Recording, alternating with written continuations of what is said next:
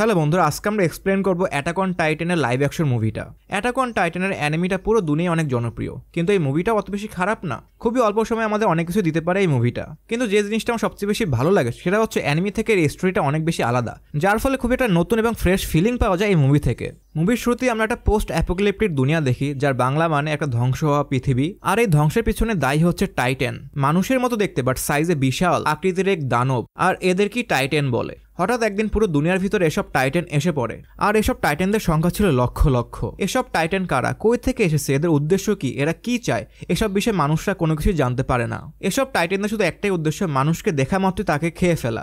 মানুষ অনেক ট্রাই করেছে এদের সাথে ফাইট করার জন্য, অনেক ওয়েপেনও ট্রাই করেছে, বাট দিন শেষে মানুষ এদের সাথে পারে না। আর এসব টাইটানদের জন্য পুরো দুনিয়াটা আস্তে আস্তে ধ্বংস হয়ে যায়। অপরদিকে মানুষ এসব টাইটানদের কাছ থেকে বাঁচার জন্য বড় বড় দেয়াল তৈরি করে, আর এই দেয়ালের মধ্যে মানুষরা বসবাস করা শুরু করে। আর এরকমই দেখতে দেখতে প্রায় 100 বছর হয়ে যায়। মানুষরা এখনো টাইটানদের কাছ থেকে বাঁচার জন্য দেয়ালের মধ্যেই বসবাস করে, এবং সরকার সম্পূর্ণ নিষিদ্ধ করে দিয়েছে কোনো মানুষকে দেয়ালের বাইরে যাওয়ার জন্য। আর এই 100 বছরে কোনো সময় কোনো টাইটানের অ্যাটাক হয়নি। অনেক মানুষ তো বিশ্বাসও করে না যে এখন টাইটান এক্সিস্ট করে। তারা মনে করে টাইটান শুধু একটা রূপকথা, যা গভর্নমেন্ট তৈরি করছে তাদেরকে কন্ট্রোল করার জন্য। আর এই 100 বছরে পুরো একটা নতুন সিভিলাইজেশন বা সমাজ তৈরি হয় এই দেয়ালের মধ্যেই। এই দেয়ালের মধ্যে 3টা লেভেল বা 3টা এরিয়া আছে। 3 নম্বর লেভেলে থাকে সবচেয়ে লোয়ার লেভেলের মানুষরা, শ্রমিক এবং কৃষক। 2 নম্বর এরিয়াতে থাকে সকল ইম্পর্টেন্ট ইন্ডাস্ট্রি, কোম্পানি, ফ্যাক্টরিগুলো থাকে। আর এরিয়া নাম্বার 1 বা পুরো ম্যাপের সেন্টারে থাকে বড়লোক মানুষগুলো বা ভিআইপি মানুষগুলো, অথবা গভর্নমেন্টের টপ পজিশনে থাকা মানুষগুলো, যারা সেখানে বসে পুরো দেয়ালের মধ্যে থাকা এরিয়াগুলোকে কন্ট্রোল করে। এরিয়া নাম্বার 1-এ আমরা এরেন ইয়েগার নামে একটা ছেলেকে দেখতে পাই, যে খুবই ট্যালেন্টেড ছিল, এবং তার 2জন বন্ধুকেও দেখতে পাই, মিকাসা এবং আর্মিন। এরেন এই দেয়ালের বাইরে যেতে চায়, সে টাইটানের উপরে বিশ্বাস করে না। সে বলে আমাদের জন্ম এই দেয়ালের মধ্যেই হয় এবং আমরা মরি ওই দেয়ালের মধ্যে। এই দেয়ালের বাইরেই হয়তো আমাদের সত্যিকারের স্বাধীনতা আছে। পরে আমরা আর্মিনকে দেখতে পাই যে একটা ছোটখাটো ইনোভেশন করেছিল, কিন্তু যখন এটা মিকাসা দেখতে পায় তখন সে আর্মিনকে মানা করে যে কোনো কিছু এরকম করবে না, কারণ দেয়ালের মধ্যে কোনো কিছু আবিষ্কার করা বা সায়েন্সের জন্য কাজ করাকে ব্যান করা হয়েছে।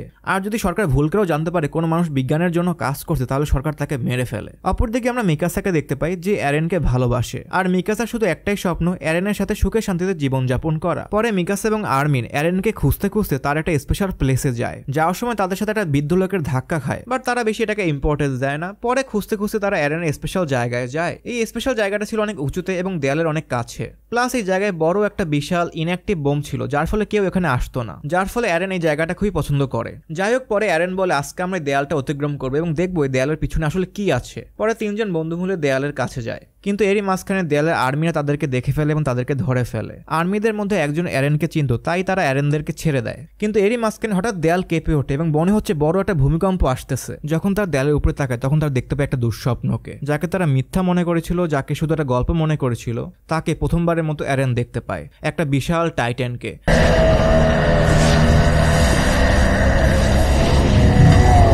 যার উচ্চতা দেয়ালের থেকেও বেশি বড়, আর দেয়ালের উচ্চতা ছিল প্রায় 50 মিটার, অলমোস্ট লাইক একটা 20তলা বিল্ডিং এর সমান। তো এই টাইটানটা 20তলা বিল্ডিং এর থেকে অনেক বেশি বড়। এই টাইটানের মধ্যে থেকে অনর্গত তাপ এবং আগুন বেরোতে ছিল। পরে এই টাইটানটা দেয়ালের উপর অ্যাটাক করে দেয়ালটা ভাঙতে থাকে, আর এই অ্যাটাকের ফলে দেয়ালের নিচে একটা ফুটো হয়ে যায়। আর পরে এরেন দেখতে পায় নিমিষে সেই টাইটানটা গায়েব হয়ে যায়। অপরদিকে দেয়ালের সেই ফুটোর মাধ্যমে দেয়ালের বাইরে থেকে অন্যান্য টাইটানগুলো দেয়ালের ভিতরে ঢুকতে থাকে, যাদের দেখতে তো মানুষের মতো হলেও তাদের আকৃতি ছিল বিশাল এবং অনেক শক্তিশালী। দেয়ালের আর্মিরা অনেক ট্রাই করে তাদেরকে থামানোর জন্য, বাট তারা পারে না, কারণ সকল টাইটানরা তো অনেক বড় বিশাল ছিলই, প্লাস তাদেরকে রিজেনারেশন করারও পাওয়ার আছে। আর টাইটানরা এসে মানুষকে খাওয়া শুরু করে। এসব টাইটানদের সামনে সাধারণ মানুষ ছিল একদম পিঁপড়ার মতো অনেক ছোট। টাইটানরা ব্রুটালি এসব মানুষের উপর অ্যাটাক করে তাদেরকে জীবন্ত কাঁচা খেয়ে ফেলে। কিছু কিছু আর্মিরা এতটাই ভয় পেয়ে যায় যে তারা নিজেদের জীবন নিজেরাই নিয়ে নেয় এসব টাইটানদের কাছ থেকে বাঁচার জন্য। টাইটানরা এরিয়া 3-তে ছড়িয়ে পড়ে এবং সকল মানুষকে মারতে থাকে। সকল মানুষরা নিজের জীবন বাঁচানোর জন্য পাগল হয়ে যায়। সবাই দৌড়দৌড়ি করতেছিল, লুকাতে ছিল।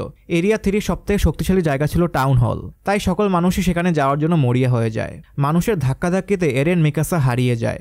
এরেন কোনো মতে টাউন হলের মধ্যে ঢুকতে যায়, বাট মিকাসা ঢুকতে পারে না। এরেন অনেক ট্রাই করে সেখান থেকে বেরোনোর জন্য, বাট সে সেখান থেকে বেরোতে পারে না। অপরদিকে টাইটান মিকাসার উপর অ্যাটাক করে এবং এরেনের চোখের সামনে মিকাসাকে জীবন্ত খেয়ে ফেলে। অনেকক্ষণ পরে এরেন সেখান থেকে বের হয় এবং দেখতে পায় যে পুরো এরিয়া 3টা ধ্বংস হয়ে গেছে।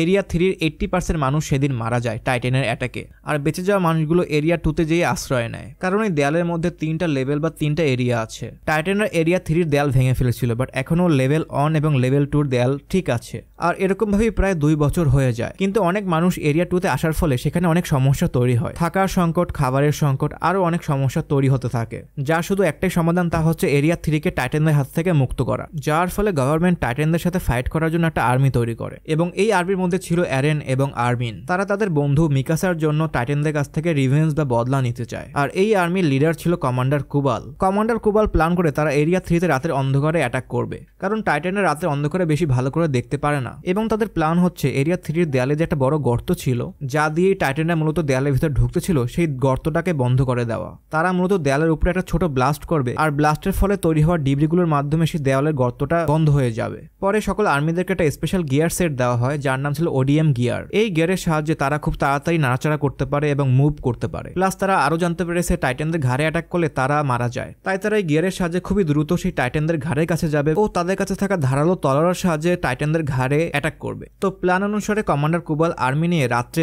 এরিয়া 3-তে প্রবেশ করে। যাত্রাপথে তারা কিছু আওয়াজ শুনতে পায়। প্রথমে তারা এটাকে টাইটান মনে করেছিল, কিন্তু পরে দেখতে পায় এটা ছিল পশু পাখির আওয়াজ। পরে তারা আস্তে আস্তে সামনে আগায় এবং একটা বাচ্চার কান্নার আওয়াজ শুনতে পায়। এরেনের টিমের একটা মেয়ে সেই বাচ্চাটাকে বাঁচাতে যায়, এরেনও তার সাথে যায়, কিন্তু পরে যাই দেখতে পায় সেই বাচ্চাটি হচ্ছে একটা টাইটানের বাচ্চা। পরে সেই টাইটানের বাচ্চাটা এরেনের উপরে অ্যাটাক করে। এরেন কোনো মতে তার সাথে ফাইট করে। ফাইটের মাঝখানে সেই বাচ্চাটা জোরে আওয়াজ করে কান্না করতে থাকে, যার ফলে আশেপাশের সকল টাইটানরা সেদিকে আসতে থাকে। কিন্তু অপরদিকে কমান্ডার কুবাল এরেনদেরকে সাহায্য না করি অস্ত্রের গাড়ি নিয়ে সেখান থেকে পালিয়ে যায়। অনেকেই ট্রাই করে টাইটানদের সাথে ফাইট করার জন্য, কিন্তু তারা পারে না। এরেনের টিমের অনেকগুলো মেম্বারই টাইটানদের হাতে মারা যায় এবং আস্তে আস্তে এরেনকে এবং এরেনের টিম মেম্বারকে টাইটানরা চারিদিক থেকে ঘেরাও করে ফেলে। টাইটানদের কাছ থেকে বাঁচার কোনো উপায় নেই বললেই চলে। কিন্তু এরই মাঝখানে ক্যাপ্টেন শিকিশিমা সেখানে এসে পড়ে এবং ওডিএম গিয়ারের সাহায্যে টাইটানদেরকে মারা শুরু করে। এবং ক্যাপ্টেন শিকিশিমার সাথে আমরা মিকাসাকেও দেখতে পাই, যেও খুবই স্কিলফুল ভাবে ক্যাপ্টেন শিকিশিমার সাথে সকল টাইটানদেরকে মেরে ফেলতেছিল। এবং আমরা দেখতে পাই যে মিকাসার আগের মতো নেই। যখন 2 বছর আগে এরেনের সামনে মিকাসাকে একটা টাইটান খেয়ে ফেলেছিল, পরে ক্যাপ্টেন শিকিশিমা সেই টাইটানটাকে মেরে ফেলে মিকাসাকে বাঁচায় ও পরে ক্যাপ্টেন শিকিশিমার আন্ডারে মিকাসা 2 বছর ট্রেনিং নেয়, যার ফলে মিকাসা একটা পাওয়ারফুল ওয়ারিয়রে পরিণত হয়ে যায়। কিন্তু বর্তমানে মিকাসার আগের মতো নেই। যে মিকাসা এক টাইমে এরেনের জন্য পাগল ছিল, সে এরেনকে এখন কোনো দামই দেয় না। এবং এরেনের কাছে দেখে মনে হচ্ছিল যে ক্যাপ্টেন শিকিশিমা এবং মিকাসার মধ্যে কোনো একটা সম্পর্ক আছে, যা দেখার পরে এরেন একদম ভেঙে যায়। যাই হোক, পরে এরেন টাইটানদের সাথে ফাইট করার জন্য ক্যাপ্টেন শিকিশিমার কাছে সাহায্য চায়। এরেন ক্যাপ্টেন শিকিশিমাকে বলে, আমি আপনার মতো টাইটানদেরকে মারতে চাই। তখন ক্যাপ্টেন শিকিশিমা বলে, টাইটানদেরকে মারার জন্য যা যা শেখার প্রয়োজন তা তোমরা 2 বছর ট্রেনিংয়ে শিখে ফেলেছো। তুমি জাস্ট টাইটানদের সাথে ফাইট করার সময় নিজের মনে থাকা সকল ভয়কে দূর করে দিয়ে নিজেকে একদম মুক্ত করে টাইটানদের সাথে ফাইট করবে, তাহলে কোনো টাইটানই তোমাকে থামাতে পারবে না। এরই কথার মাঝখানে কমান্ডার কুবাল সেখানে এসে পড়ে এবং সবার কাছে মাপ চায় এবং বলে মিশনটাকে সেভ করার জন্য তারা সেখান থেকে পালিয়ে গিয়েছিল। আসলে আমি এক্সপ্লোসিভ বোমগুলোকে বাঁচানোর জন্য সেখান থেকে চলে গিয়েছিলাম, কারণ এই বোমাগুলো নষ্ট হয়ে গেলে আমরা কখনোই দেয়ালের গর্তটাকে বন্ধ করতে পারবো না, তাই আমি সেখান থেকে পালিয়ে গিয়েছিলাম। এরপরে তারা তাদের মিশনটাকে আবারও কন্টিনিউ করে, কিন্তু যাত্রাপথে আবারও কিছু টাইটানরা তাদের উপর অ্যাটাক করে। আবারও অনেকগুলো সৈন্য টাইটানদের হাতে মারা যায়। তার মধ্যে একটা সৈন্যর হাজবেন্ডও ছিল। পরে সেই সৈন্যটা রেগে গিয়ে এবং কোনো উপায় দেখতে না পেয়ে বোমা দিয়ে ভরপুর ট্রাকটা দিয়ে টাইটানদের উপরে অ্যাটাক করে এবং সেখানে একটা বড় একটা ব্লাস্ট হয়, যার ফলে অনেকগুলো টাইটান আঘাতপ্রাপ্ত হয়। বাট সকল টাইটানরাই আবার রিজেনারেটরের মাধ্যমে ঠিক হয়ে যায়। আর বোমাগুলো নষ্ট হওয়ার ফলে মানবজাতির লাস্ট হোপটাও নষ্ট হয়ে যায়,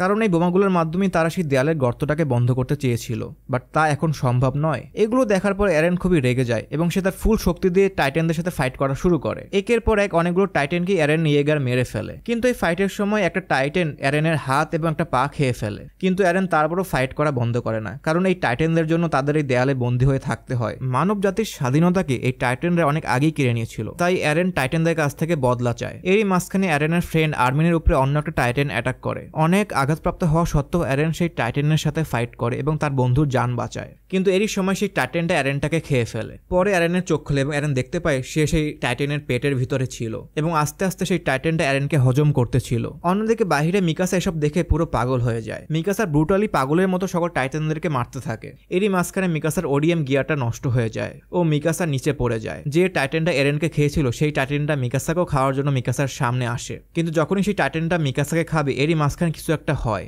আমরা একটা বিদ্যুতের আওয়াজ শুনতে পাই এবং দেখতে পাই 2টা বিশাল হাত সেই টাইটানের মধ্য থেকে বের হচ্ছে এবং সেই টাইটানটাকে ভিতর থেকে 2 ভাগ করে তার মধ্য থেকে একটা বড় টাইটান বের হয়।